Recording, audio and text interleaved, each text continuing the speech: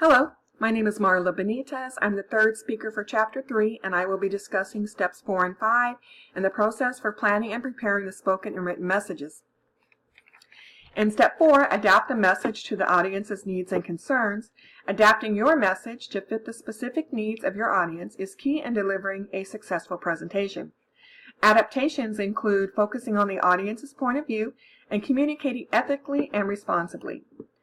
In focusing on the audience's point of view, ideas are more interesting and appealing if they are expressed from the audience's viewpoint.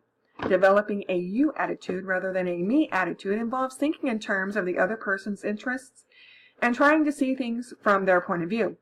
To cultivate a you attitude, follow these 5 questions. Does the message address the receiver's major needs and concerns?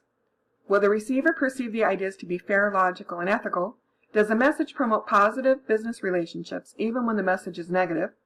Are ideas stated tactfully and positively in a manner that preserves the receiver's self-worth and cultivates future business? And does the message reflect a high standard of business professionals, such as accurate and appealing document design, quality printing, and absence of misspellings and grammatical errors?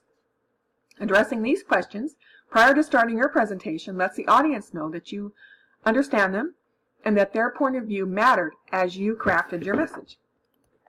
Secondly, communicating ethically and responsibly. The familiar directive, with power comes responsibility, applies to your use of communication skills. Because business communication often affects the lives of many, you must accept responsibility for using it to uphold your own personal values and your company's standards of ethical conduct. Before speaking or writing, make sure the information stated is truthful, honest, and fair. Are the ideas expressed clearly and understandably? Is your viewpoint supported by objective facts? Are ideas stated with tact and consideration that preserves the receiver's self-worth? And are graphics carefully designed to avoid distorting facts and relationships? And how truthful, honest, and fair is the information being presented?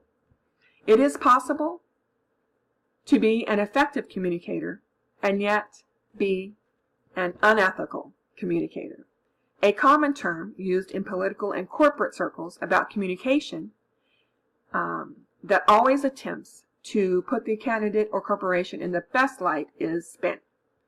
But if spin means hiding the truth, then it is not an ethical practice. In Step 5, we're going to talk about organizing the message. After you have identified the specific ways you must adapt the message to your particular audience, you're ready to organize your message. In a discussion of communication, the word organize means the act of dividing a topic into parts and arranging them in an appropriate sequence. Writing is much easier if questions about the organization of the message are answered first. What is the purpose of this message? What is the receiver's likely reaction? And should the message begin with a main point? Once these decisions have been made, you can concentrate on expressing ideas effectively. And the outline to benefit the sender and the audience. When a topic is divided into parts, some parts will be recognized as central ideas and others as minor. The process of identifying these ideas and arranging them in the right sequence is known as outlining. Outlining before communicating complex messages provides numerous benefits. It encourages the accuracy and brevity. It permits concentration in one phase at a time. It saves time in structuring ideas. It provides a psychological lift, and it facilitates emphasis and de-emphasis.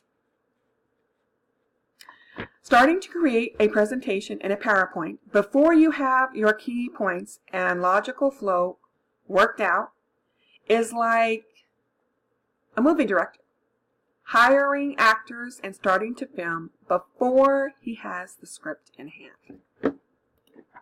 And finally, sequence ideas to achieve desired goals. When planning your communication, you should strive for an outline that will serve you in much the same way a blueprint serves a builder or an itinerary serves a traveler. Organizing your message first will ensure that your ideas are presented clearly and logically and all vital components are included.